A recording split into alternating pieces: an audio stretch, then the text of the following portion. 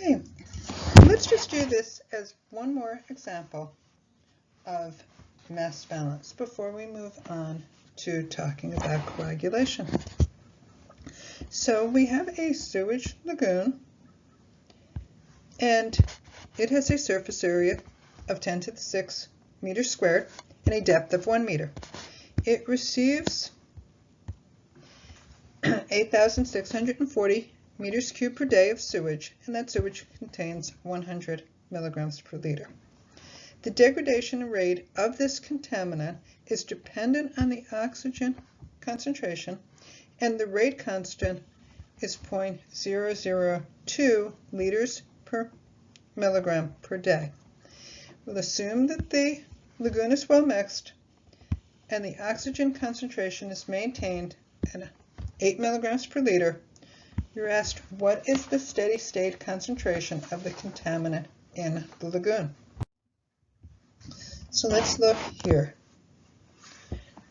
We have a lagoon, and it has an area equal to 10 to the 6 meters squared and a depth equal to 1 meter. Q in is equal to 8,640 meters cubed per day, and C in is equal to 100 milligrams per liter.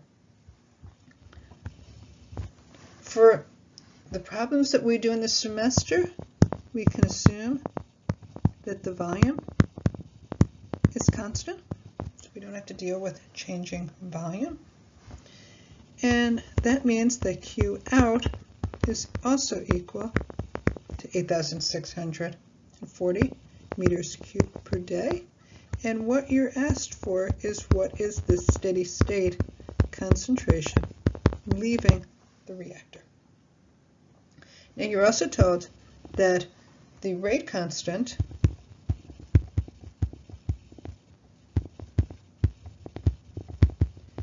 is 0.002 liters per milligram per day, and the oxygen concentration is constant at 8 milligrams per liter.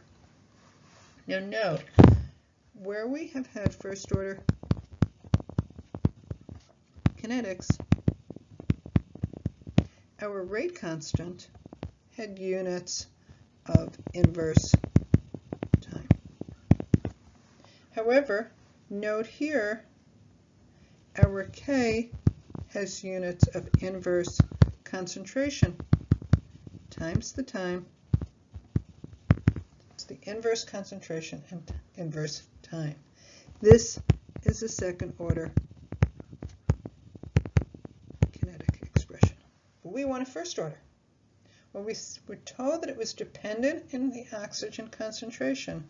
So our first order rate constant is equal to the second order rate constant times the concentration of oxygen, because we were told that it was dependent on oxygen.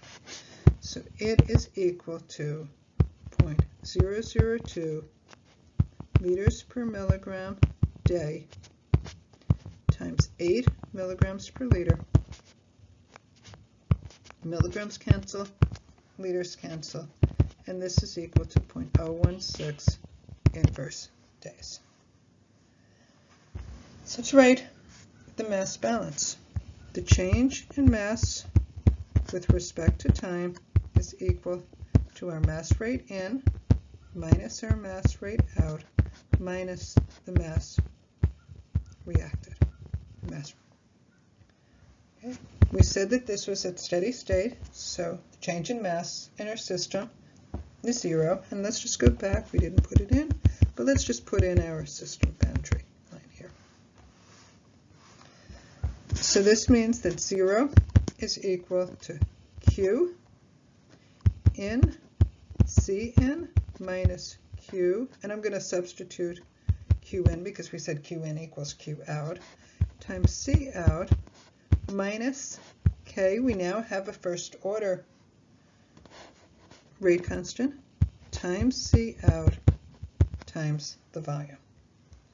So this is equal to 8,640 meters cubed per day times 100 milligrams per liter minus 8,640 cubic meters per day times C out minus K 0.016 inverse days times C out, which is what we're looking for, times the volume, which is 10 to the 6 meters squared times 1 meter, or 10 to the 6 cubic meters.